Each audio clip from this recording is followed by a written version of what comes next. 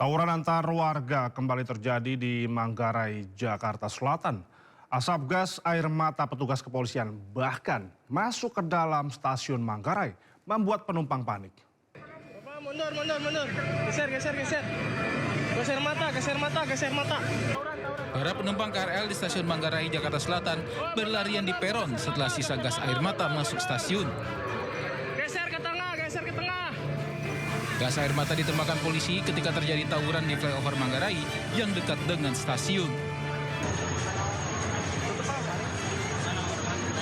Para penumpang berlarian sambil mengusap mata dan menutup hidungnya agar tidak terkena asap gas air mata.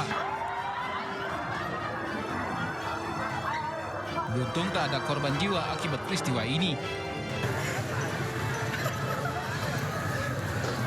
Tawuran antar warga di Manggarai kembali pecah di bawah flyover pada Jumat sore. Dua kelompok warga terlibat tawuran dengan senjata tajam dan petasan. Para pengendara yang tengah melintas berhenti lantaran takut jadi salah sasaran aksi tawuran.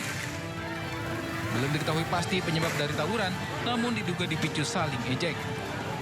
Di sini jaga. Ini kan arah sini kan ada apa-apa. Kalau sana nyerang aja. Tadi kan masih dendam aja sana kok.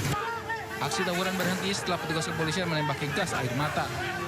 Tidak ada korban jiwa maupun luka akibat peristiwa ini. Dari Jakarta, Rizky Falupi, iNews melaporkan.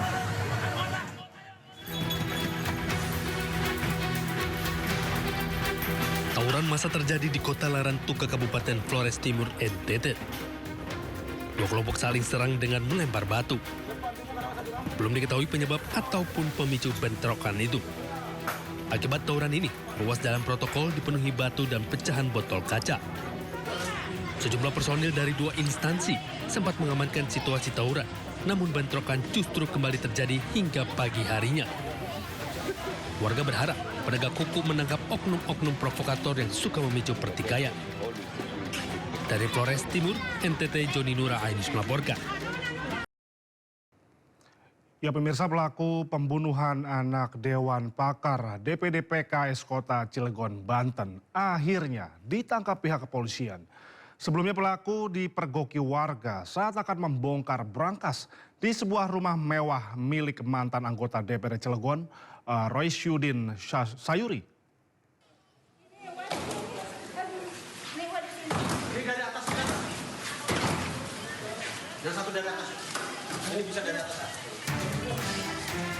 Inilah detik-detik penangkapan HA, terduga pembunuh anak Dewan Pakar DPD PKS Kota Cilegon, Banten, Maman Suherman.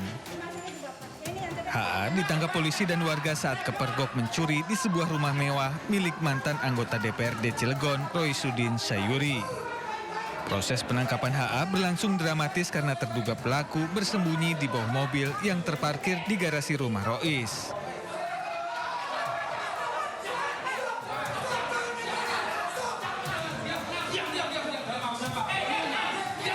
Setelah ditangkap polisi, pelaku pembunuhan ini nyaris babak belur dihajar massa.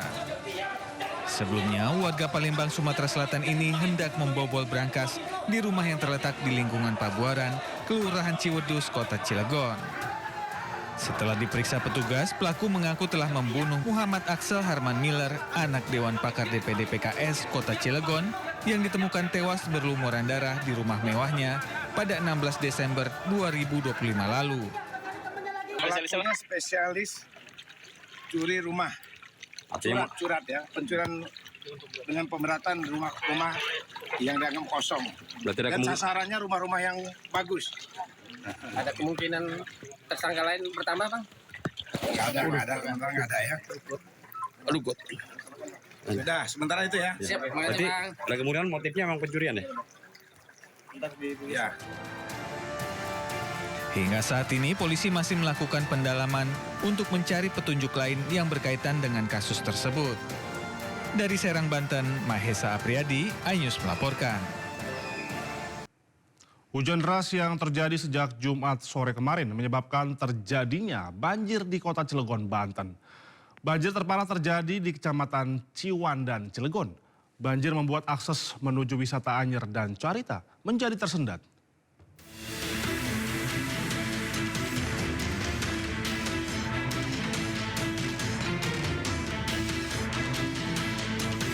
Hujan deras yang terjadi sejak Jumat sore kemarin menyebabkan terjadinya banjir di kota Cilegon, Banten. Banjir terparah terjadi di Kecamatan Ciwan dan Cilegon. Sebuah mobil terseret derasnya arus sementara sejumlah warga panik dan berusaha menyelamatkan diri ke tempat aman. Di kawasan Ciwan dan kota Cilegon, cuaca ekstrim dengan intensitas hujan tinggi yang mengguyur wilayah Banten sejak siang tadi telah menyebabkan banjir di sejumlah titik vital sepanjang Jalan Raya Anyar. Dampak banjir membuat sejumlah kendaraan tertahan dan membuat akses menuju wisata Anyar dan Carita menjadi tersendat. Kondisi tersebut diperparah beberapa kendaraan yang mengalami mati mesin. Sementara ketinggian air bervariasi mulai 40 hingga 60 cm. Jalur antara Ciwandan dan Jublin lumpuh akibat sejumlah kendaraan truk yang menepi di pinggir jalan sehingga memicu kemacetan.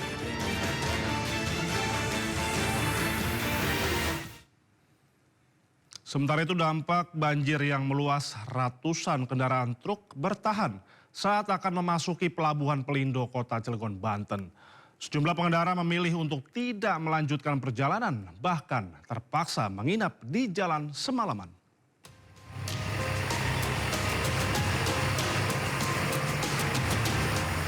Dampak banjir membuat sejumlah kendaraan tertahan saat akan memasuki Pelabuhan Pelindo Cilegon, Banten.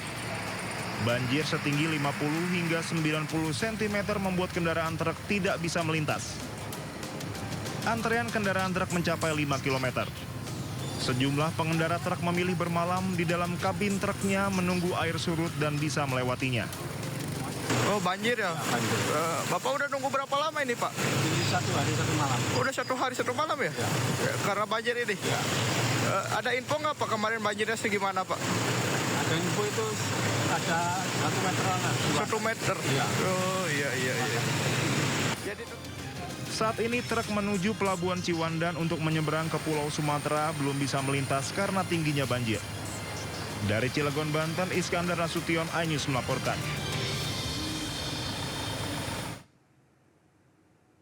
4 pekerja pembangunan lapangan mini soccer di Sumedang, Jawa Barat tewas tertimbun longsoran tebing pada Jumat siang.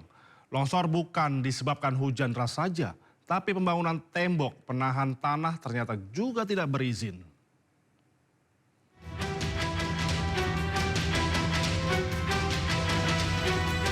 Tim SAR gabungan berhasil mengevakuasi 2 jenazah terakhir korban longsor tebing proyek fondasi Cakar Ayam lapangan mini soccer di Desa Cisempul, Kecamatan Jatinangor, Sumedang, Jawa Barat, Jumat malam. 4 pekerja diketahui meninggal dunia bernama Ivan dan Ujang, warga Ranca Eke, Kabupaten Bandung, Ade Hilir, warga Cileunyi, Wetan, Bandung, serta Heri, warga Karasak, Garut.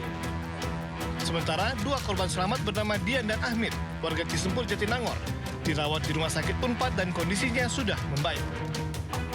Bupati Sumedang, Doni Ahmad Munir menegaskan, longsor ini bukan semata akibat hujan, melainkan diduga kuat karena aktivitas pembangunan tembok penahan tanah yang tidak memiliki izin.